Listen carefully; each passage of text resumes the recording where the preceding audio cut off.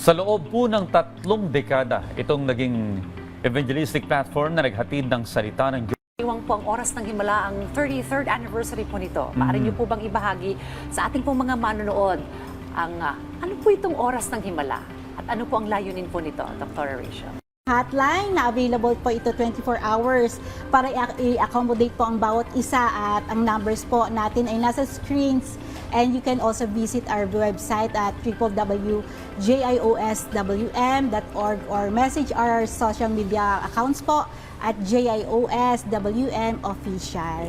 Well, nabanggit ni Ms. Rachel, Dr. Rachel, itong free admission. Apo. So open for all po ba ito? At yung mga dadalo po, ano po yung maaari po nilang asahan sa pagdiriwang at sa event po na ito, ma'am? At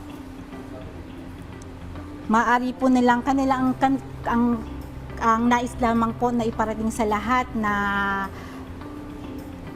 mag-expect lamang po sila, magbukas sila ng kanilang puso sa kanilang pag-attend po dito at yung kagalingan, yung kanilang matagal na nilang gustong mangyari at maranasan sa buhay nila at mangyayari at magaganap po sa kanila.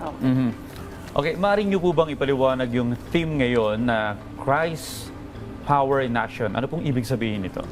Actually, ang Christ Power in Action po ay ito'y kapangyarihan ni Kristo na sinasabi na ito'y buhay na buhay hanggang ngayon, na the same God na nagligtas, nagpagaling at nagpalaya noon sa Biblia, at siya ring Diyos na kumikilos hanggang ngayon po. At sa gitna ng anumang crisis, kaguluhan, sakit, at no matter how desperate yung situation po nila, ang kapangyarihan ni Kristo ay totoo at sobra-sobra para baliktarin ang anumang sitwasyon po, at ang kanilang gagawin lamang ay lumapit sa Diyos at kanilang buksan ang kanilang puso at buong pananampalataya, dahil siya ay handang-handang kumilos sa buhay ng bawat isa. At alam naman po natin na wala pong imposible sa Lord kapag ginawa natin yon, at matitiyak po na mararanasan natin ang kapangyarihan ng Lord, makakatanggap tayo ng himala, pag-asa at tunay na pagbabago po mula sa Diyos. Well, miracles really do happen Yes, with po. our Lord.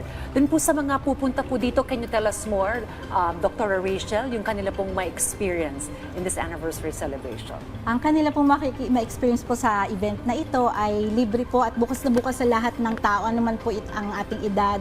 Mag-expect po tayo ng isang one of a kind experience na selebrasyon ng puno ng kagalakan, and we praise God together for His goodness at mga mensahe na siguradong magbibigay sa inyo, sa ating lahat, ng pag-asa at iba't ibang true life testimony ng himala ng Diyos na ang mga bulag ay makakakita, ang mga bigi ay makakarinig, ang mga pilay ay makakalakad, ang mga naka-wheelchair, ang mga bedridden ay babangon, at ang lahat ng uri ng sakit at karamdaman ay gagaling. And most of all po, na mag-expect po tayo mismo na ating mararanasan personally ang himala ng Diyos sa ating buhay. Kaya hinihikayat po namin ang bawat isa na dumalo, at magdala po tayo ng malaking expectation with faith po sa Lord, na dahil yun lamang po ang susi natin na maranasan po natin ang walang hanggang kapangyarihan ng Diyos. Alam mo, minsan din talaga, yung iba nawawala ng pag-asa, Oo. lalo na pag may mabigat na karamdaman, and they turn into the Lord. Talagang yan, wala naman talagang hindi nadadala sa dasal, ano? Miracles really do happen.